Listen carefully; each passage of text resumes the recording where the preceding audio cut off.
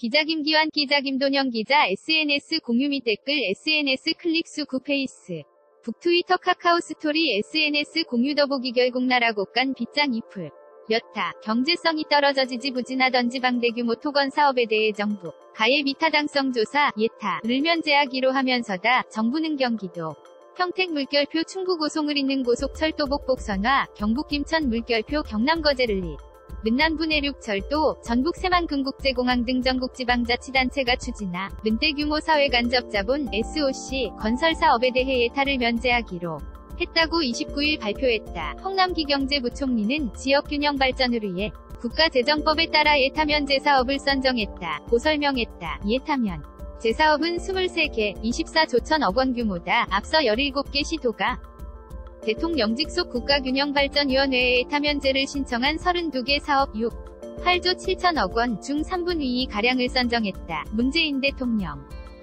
지난 10일 신년기자회견에서 광역별 한 건 정도를 선정해야 할 것이라고 가이드라인을 준 것보다 많다. 이명박 정부가 22조 200억 원을 투입하며 대부분의 예타를 면제했던 4대 강사업을 뛰어넘는 규모다. 국가균형발전 프로젝트란 이름을 붙인 데서 알 수 있듯 내세 운명부는 지역균형발전이다. 이를 위해 광역교통 물류망을 구축하고 10조 9천억 원 도로 철도 인프라를 확충하며 5조 700억 원 지역 주민의 삶을 개선하는 4조 원 대빗장을 풀었다는 게죠.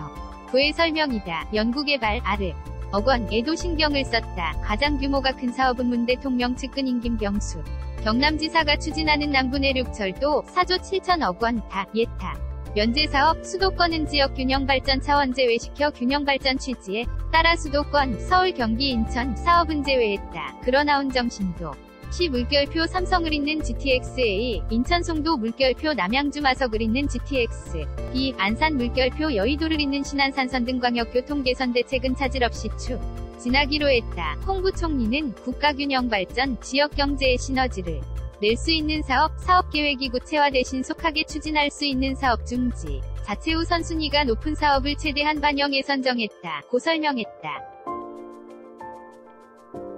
경제정의 실천 시민연합에 따르면 현 정부 들어 지난해까지 예타 면제 사업 규모는 29조 6천억 원이다. 이미 박근혜 정부 23조 6천억 원을 웃돈다. 이번 예타 면제까지 감안하면 단순 계산으로 53조 7,000억 원에 달한다. 집권 3년 차인데 대표적 토건 정부로 거론되는 이 명박 정부의 예타 면제 규모 60조 3,100억 원와 맞먹는다. 당 시절 SOC 애비판적이던 현 정부의 전형적인 내로남불식 행정이 난지적이 나오는 이유다. 김성달경실 연국책사업감시팀장은 토건사 업으로 경기를 부양하는 지자체별 나눠먹기 시예타 면제라고 지적했다. 무엇보다 열세 낭비를 막고 사업을 효율적으로 집행하기 위해 1999년 도입한 예타 제도가 껍데기만 남았다는 비판이 크다. 김두얼명 지대경제학과 교수는 예타는 경제성뿐 아니라 지역균형발전, 정책적 분석 등을 모두 종합한 조 사인데이를 건너뛰는 것은 세금을 낭비하겠다는 것이라고 지적했다. 김원식 건국대경제학과 교수도 기존 예타를 무력화해 더 이상 예타가 의미 없는 제도로 전락할 수 있다. 고 말했다.